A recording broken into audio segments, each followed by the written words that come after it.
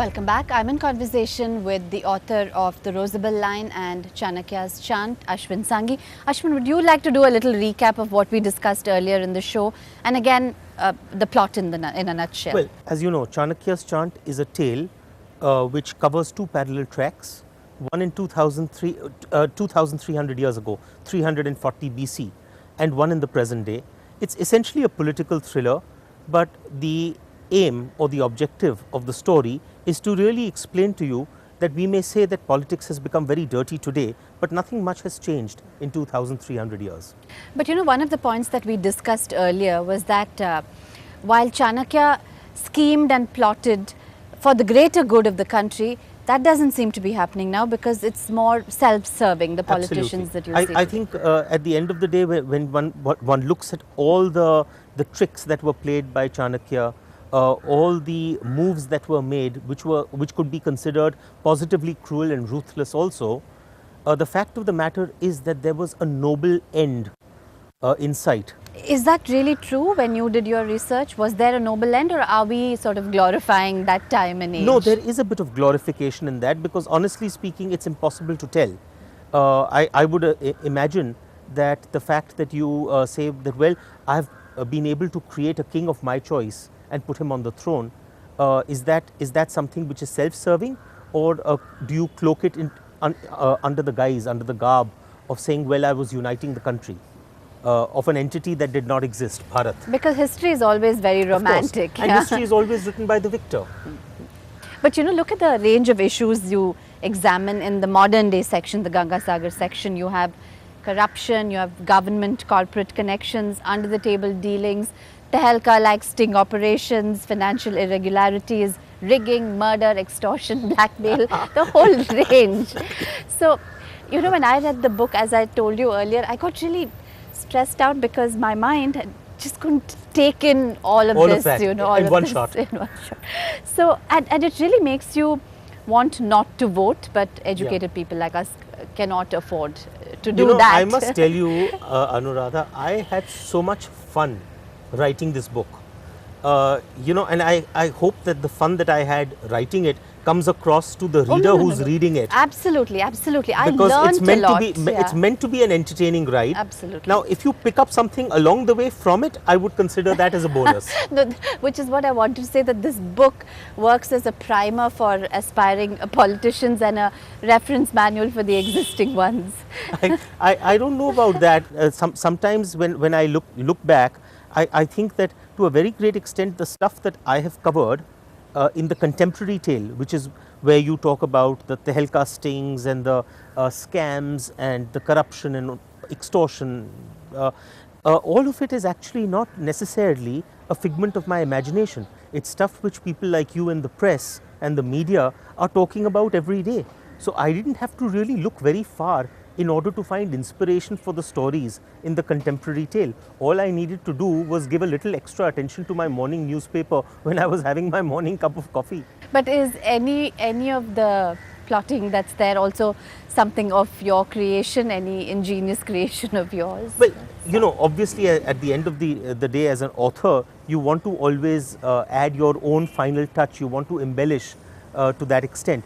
But I would say that the fun of fiction is basically that you're reading stuff which is sort of at the extreme.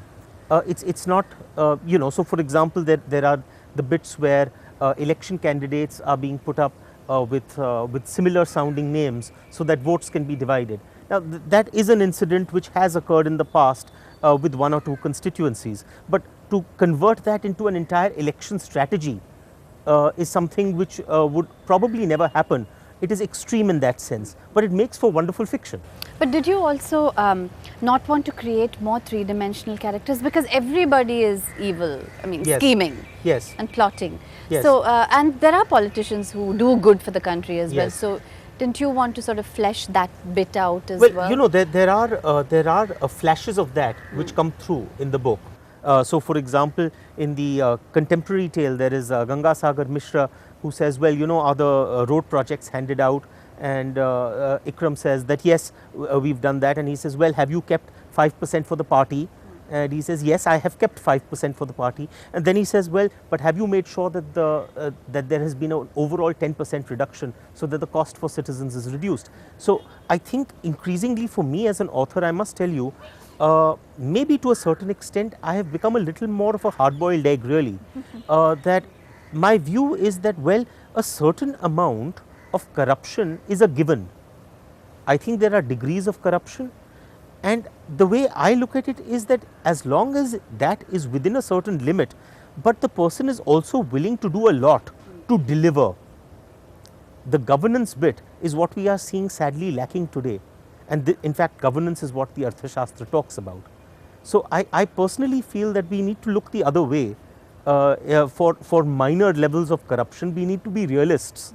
And probably along the way, as long as the critical issues of governance are getting tackled and handled, I think we should be happy with that. And I think you're quite clear that you want this to be a page turner, right? Oh yes. Yeah, there's Very no clearly. doubt about that in your mind. Very Yeah. clearly. When I was writing this manuscript, every 50 or 100 odd pages, I would pass out the manuscript to friends and well-wishers, to my editor, and I would say, listen, just tell me that at the end of every 3 pages, are you left wanting to move on or not?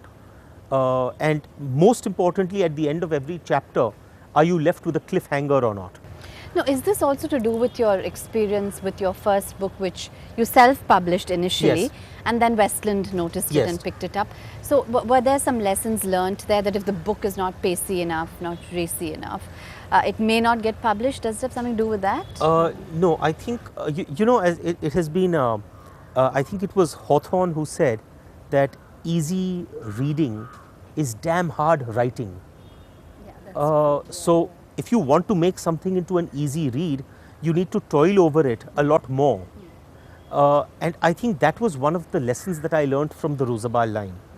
With the Rosabal line, I was a first-time novelist, and I was trying to tell a very, very big story, a story about the possibility that Jesus may have lived in India, that he may be buried in the Rosabal shrine. And that was actually a story which was of epic proportions.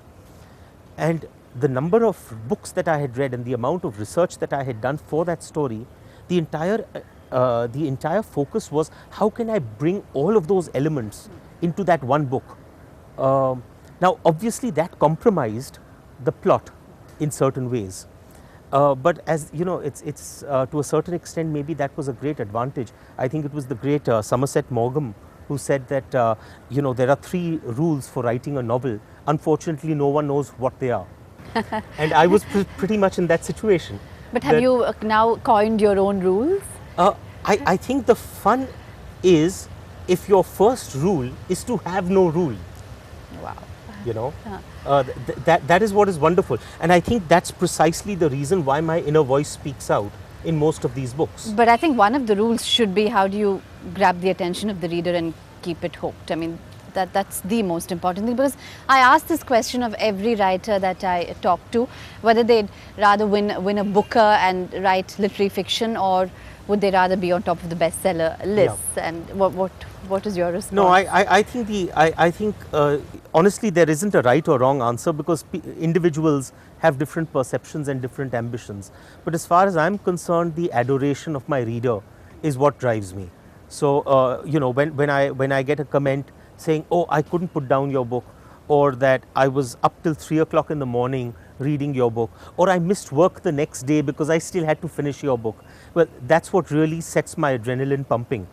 So for me, honestly, I would say that getting appreciation from my readers is what gets me going. After a short break, Ashwin will tell us about his relationship with Westland, what he thinks about the Chennai audience, and we'll also talk in greater length about the Rosabal line, which I really, really liked very much. I found it, a lot more gripping than the Chanakya'S Chant, but that's just my opinion. Personal this is preference. Also a wonderful book, so stay tuned. We'll come back after a short break.